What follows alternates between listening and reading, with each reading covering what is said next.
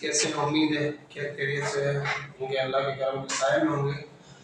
अक्सर हम आपस में एक डिस्कशन करते हैं कि मुसलमान ज़वाल पज़ीर क्यों हैं और जो है यहूदी और नसारा और क्रिश्चियंस वगैरह जो है हमसे आगे क्यों हैं, और हिंदू भी आज कल हमसे आगे ही हैं। बनिस्बत हमारा तो दीन सच्चा है, मुसलमान है, तो हम क्यों ज़वाल पज़ीर हैं? हम अक्सर आपस में डिस्कस करते हैं और मुख्तलिफ वजूहात आपस में डिस्कस करके वहीं पे ख़त्म कर देते हैं। लेकिन मैं आज इसी मौजू के थोड़ा टच देने के लिए ये वीडियो बना रहा था। तो एक बात कहनी थी, बात ये थी कि जब किसी भी चीज़ या किसी भी इमारत की बुनियाद झूठ के ऊपर बनाई जाती है तो वो एक ना एक दिन ज़वाल पज़ीर होती है और एकदम से जो है सबोदोश हो जाती है, गिर जाती है, टूट जाती है और ख़त्म हो जाती है। कुछ इस तरह का ही तारीख दानों ने हमारे इस्लाम के साथ खेल खेला है।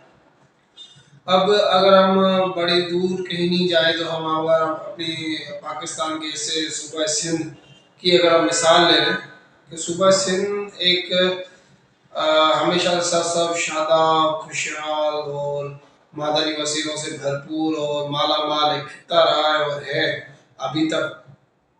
तो उस सूबा सिंध के ऊपर मुख्तलिफ अदवार में, मुख्तलिफ टाइमों में, मुख्तलिफ कॉन्कर्स ने उसको फतह करने की कोशिश की। उसमें मुसलमान भी थे। हज्जाज बिन यूसुफ के टाइम पे, हज्जाज बिन यूसुफ के टाइम पे जो है 2-3 मरतबा अटैक्स हुए लेकिन वो कामयाब ना हो सके। फिर मोहम्मद बिन कासिम जनाब आए और उन्होंने अटैक किया तीन तरफों से और सिंध के ऊपर काबिज हो गए।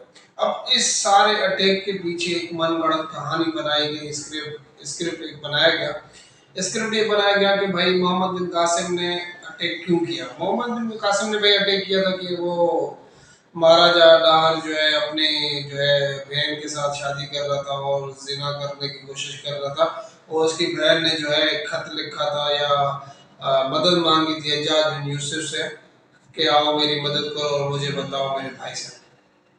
इस सारी कहानी में, सारी फिल्म में सबसे बड़ा झूठ ये है कि उस औरत ने किस तरीके से हज्जाज बिन यूसुफ से रब्ता किया, वो कहीं पे मेंशन नहीं।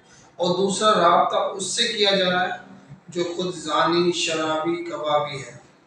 हज्जाज बिन यूसुफ कौन था उसके बारे में ज़्यादा तो आपको मुझसे ज़्यादा पता होगा।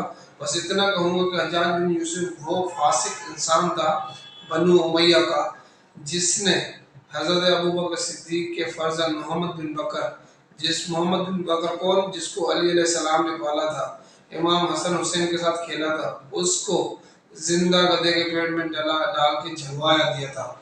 तो हज्जाज बिन यूसुफ वो था। तो वो हमेशा अटैक करता रहा उन एरियाज में जहाँ पे सैयद साद थे, सैयद सादात थे, जहाँ पे वो सैयदों को कत्ल करवाता था, उनको अजियतें देता था। किसको? आले रसूल को। अब उस शख्स को खत लिख रही है। चलो ये थोड़ी देर के लिए हम मान लें कि भाई उसने खत लिखा, ये हुआ वो हुआ, तो भाई वो मदद के लिए आ गया, ठीक है। लेकिन आज के इस दौर में भी इस झूठ के मुंह पे जोरदार तमाचा ये है कि आज भी हिंदुओं में जो है रस्म है, चीज है, बहन तो दूर की बात है, वो अपनी मामू की बेटी, खाला की बेटी और पप्पू की बेटी के साथ भी शादी नहीं करते। वो मुख्तलिफ एरियाज में, मुख्तलिफ दूर दराज के किसी रिश्तेदार में शादी नहीं करते। हर रिश्ता उनका नई शादी से, नए बंधन से नया बनता है, नई फैमिली जुड़ती है। उनमें तो एक कानून है, एक सिस्टम है। वो अपने मामू की, खाला की, ताया की, फूफो की बेटी से आज भी शादी नहीं करते थे। ये तो एक सरासर झूठी मड़ी हुई कहानी है। तो उसके मुंह पर तो ये चीज़ तमाचा है कि महाराजा डार कौन था। महाराजा डार वो जिसके दौरे हुकूमत में सिंध खुशहाली के जो है सर चश्मा था। सिंध एक उरूज पे था, सिंध तिजारत के हिसाब से पूरी दुनिया का गेट वे था, यहाँ से पूरी दुनिया की तिजारत होती थी, ठट्ठा की तरफ से बोलते। तो सिंध एक सरो शादाब और खूबसूरत और जरखेज इलाका था। हज्जाज बिन यूसुफ और मोहम्मद बिन कासिम का जो मेन मकसद था वो सिंध के वसाइल के ऊपर कब्जा करना और सिंध में जो रुके हुए आले बैत थे उनको कत्ल करना था, और कुछ भी नहीं था। ये मन गढ़ंत कहानी ہمیں پڑھائی جاتی ہے، بتائی جاتی ہے ایک ٹیرر کو، ایک روبر کو، ایک دھاڑے کو، ایک چور کو، ایک زانی شبابی کرابی کو جو ہے ہمیں ہیرو بنا کے پیش کیا جاتا ہے کہ محمد بن قاسم ہیرو تھا۔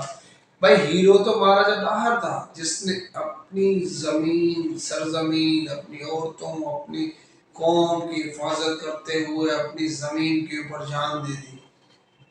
ڈیفینڈر تو وہ تھا، سن آف سوئل تو وہ تھا، اصل ہیرو تو مہاراجہ ڈاہر ہے۔ اگر یہ کسی کو بولو تو بینگ مسلم لوگ کہیں گے یہ تو ہندو کی بات کر رہا ہے، ہندو کی فیور کر رہا ہے۔ ہندو کی بات نہیں ہے، سچ کی بات ہے۔ اگر آپ اور میں اگر میرے گھر پہ کوئی حملہ کرے تو میں کیا چھوڑوں گا اس کو؟ لڑیں گے، کیوں لڑیں گے بھائی؟ ہماری عزت ہے۔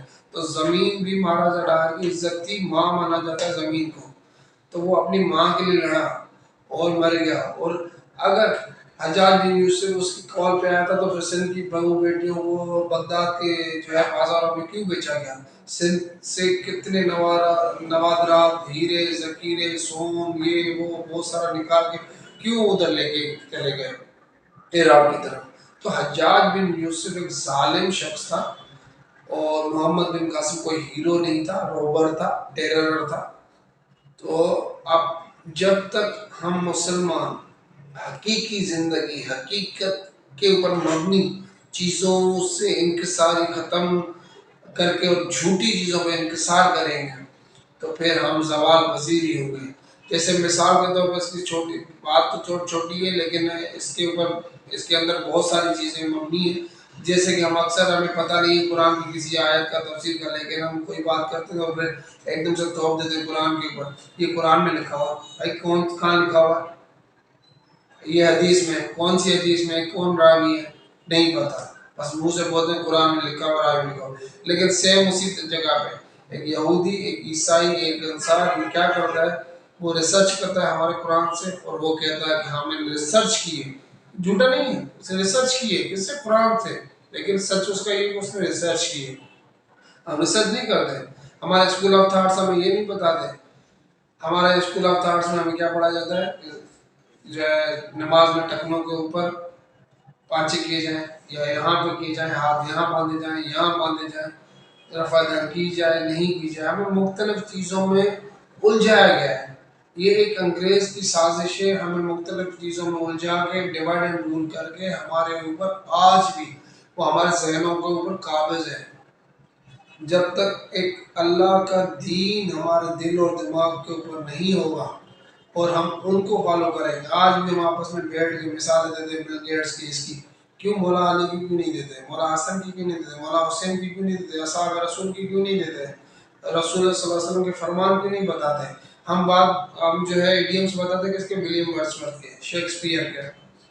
کیوں بھائی؟ جب ہمارے اپنے آقا حضرت محمد صلی اللہ علیہ وسلم کی زندگی ہمارے لیے ایک مشعل رہا ہے تو ہم اس کے اوپر کیوں نہیں چلتے؟ کیوں؟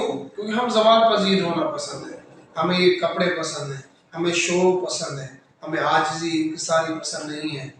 تو اگر آپ چاہتے ہیں کہ ہم زوال پذیر سے پھر اسی عروج پہ جائیں تو سچی باتوں کو اڈاپٹ کرنا سیکھیں اور برداشت کرنا سیکھیں اور جھوٹی باتوں کو ہٹائیں اپنی زندگی سے۔